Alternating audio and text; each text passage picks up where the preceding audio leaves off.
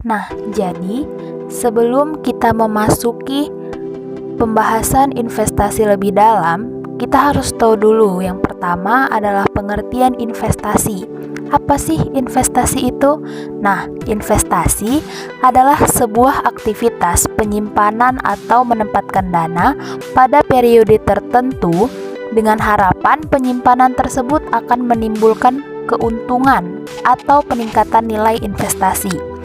Nah, menurut Sukirno, kegiatan investasi yang dilakukan oleh masyarakat secara terus-menerus akan meningkatkan kegiatan ekonomi dan kesempatan kerja, meningkatkan pendapatan nasional, dan meningkatkan taraf kemakmuran masyarakat. Nah, untuk seseorang yang berinvestasi, itu bisa kita sebut dengan investor ataupun penanam modal. Tujuan dari investasi yang pertama, untuk mendapatkan penghasilan tetap.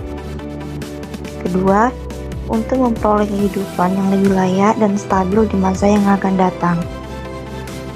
Tiga, berguna untuk mengembangkan usaha. Empat, mendapatkan jaminan dalam bisnis. Kelima, membentuk dan mengontrol dana untuk suatu kepentingan khusus, contohnya seperti kepentingan sosial, kepentingan ekspansi, dan lain-lain. Keenam, mengurangi tekanan inflasi. 7. Investasi dapat dipergunakan untuk menjaga hubungan antar perusahaan. Dan yang ke-8, berpartisipasi dalam pembangunan negara. Nah, selanjutnya itu ada manfaat investasi. Investasi pun punya banyak manfaat bagi investor. Berikut beberapa manfaat atau kelebihan investasi yang bisa dipetik. Meningkatkan aset. Hal ini dapat diterapkan pada investasi properti pembelian tanah, apartemen, atau rumah yang harganya kelak akan naik. Namun, peningkatan nilai aset tidak didapatkan dalam waktu singkat, butuh waktu yang lama dan kesabaran. Baiklah, materi selanjutnya yaitu bentuk investasi. Setelah mengetahui jenis-jenis investasi, deretan jenis investasi tersebut juga dikelompokkan dalam dua bentuk yang berbeda, yaitu investasi aktiva real, di mana investasi ini dilakukan seseorang baik dalam bentuk yang terlihat maupun yang tidak terlihat, seperti investasi properti. Properti merupakan salah satu aset real yang berwujud seperti tanah, rumah, atau bangunan. Berinvestasi dalam properti dapat memberi keuntungan dengan cara disewakan sehingga mampu menghasilkan passive income dan harga properti juga cenderung meningkat dari tahun ke tahun. Namun berinvestasi dalam properti seperti tanah atau bangunan memerlukan modal cukup besar. Selain itu juga membutuhkan dana dalam jangka pendek dan ingin menjual aset properti juga tidak mudah karena bukan termasuk aset liquid. Investasi emas. Investasi emas merupakan alternatif investasi yang dapat dipilih dalam bentuk real asset. Sebaiknya, logam mulia yang ingin diinvestasikan dalam bentuk batangan atau koin dan bukan yang sudah menjadi perhiasan. Hal ini untuk meminimalisir biaya atau ongkos pembuatan perhiasan yang biasanya akan dikenakan pada saat menjualnya. Emas juga termasuk aset liquid yang mudah diperjualbelikan dalam waktu cepat.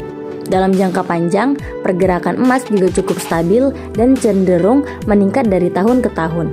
Namun dalam berinvestasi emas, ada risiko dalam penyimpanannya, seperti hilang atau dicuri orang. Kemudian ada investasi aktiva finansial, di mana investasi aktiva finansial ini dilakukan oleh investor sebagai bentuk sekuritas. Contohnya seperti investasi deposito dan investasi saham. Investasi sendiri terdiri dari investasi jangka pendek dan investasi jangka panjang. Investasi jangka pendek merupakan investasi yang memungkinkan kamu untuk mendapatkan keuntungan kurang dari 3 tahun dan dapat langsung kamu konversikan dengan uang atau jual. Namun di sini perlu diingat bahwa investasi jangka pendek akan memberikan return yang lebih kecil sehingga cocok untuk memenuhi kebutuhan dalam waktu dekat. Contoh dari investasi jangka pendek itu seperti obligasi jangka pendek, pasar saham, dan sertifikat deposito. Kita akan membahas mengenai jurnal pencatatan investasi jangka pendek. Di sini untuk lebih memahami bagaimana pencatatannya, kami menyajikan suatu contoh soal.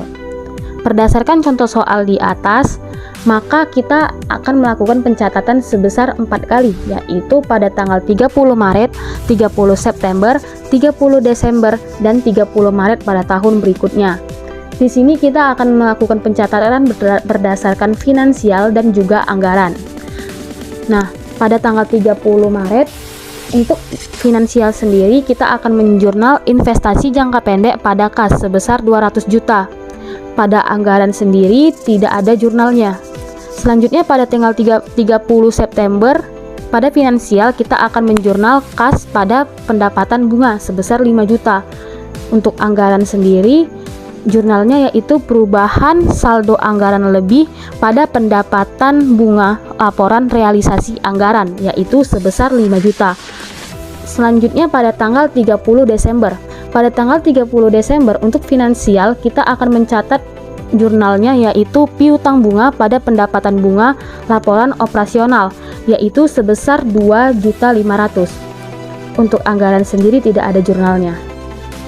Selanjutnya pada tanggal 30 Maret di tahun berikutnya, pada finansial kita akan mencatat yaitu kewajiban segera dibayar di debit sebesar 5 juta dan pendapatan bunga laporan operasional di kredit sebesar 2.500.000 dan piutang bunga di sebelah kredit sebesar 2.500.000. Untuk anggaran sendiri jurnalnya yaitu perubahan saldo anggaran lebih pada pendapatan bunga laporan realisasi anggaran sebesar 5 juta.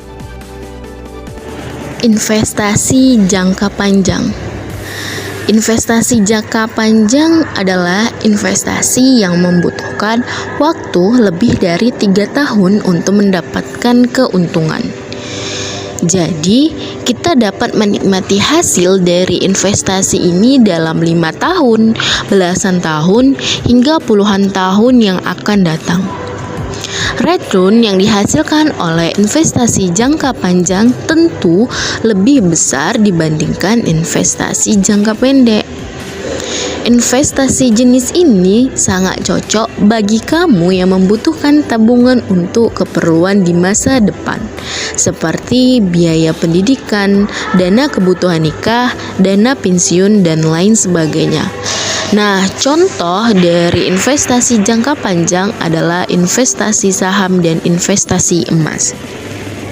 Nah, teman-teman bisa melihat jurnal investasi jangka panjang alternatif. Contohnya itu yang pertama pada tanggal 1 Januari. Nah, finansialnya itu investasi jangka panjang berada di posisi debit 8 miliar rupiah, kemudian kas berada di posisi kredit 8 miliar rupiah.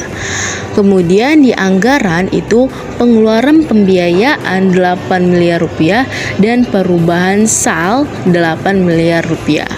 Kemudian pada tanggal 31 Desember investasi jangka panjang itu 480 juta rupiah. Kemudian di kreditnya itu pendapatan investasi LO 480 juta rupiah. Nah, di bagian anggaran dia tidak ada jurnal, sedangkan di bagian finansial jurnal yang tadi sudah dijelaskan. Lanjut pada tanggal 15 Maret. Nah, di bagian finansial itu kas posisi debit 300 juta rupiah, investasi jangka panjang di posisi kredit 300 juta rupiah. Di bagian anggaran itu jurnalnya perubahan sal 300 juta rupiah di debit dan pendapatan dividen LRA berada di posisi kredit 300 juta rupiah. Nah, saldo akhir investasi mencerminkan 8.000 ditambah 480 dikurang 300 sama dengan 8.180 terjadi kenaikan investasi 180 karena laba 480 yang menjadi hak Pemda baru 300 yang dibagikan oleh bentuk dividen. Kemudian, teman-teman bisa melihat jurnal investasi jangka panjang pelepasan. Contohnya ini pada tanggal 1 Juli di bagian finansial, kas berada di posisi debit 1.750 juta, investasi jangka panjang berada di sisi kredit 1 miliar rupiah. Kemudian surplus penjualan investasi berada di sisi kredit 750 juta rupiah. Di bagian anggaran, perubahan sal berada di posisi debit 1.750 juta dan penerimaan pembiayaan dari penjualan investasi berada di posisi kredit 1.750 juta rupiah. Demikianlah mengenai penjelasan investasi jangka panjang.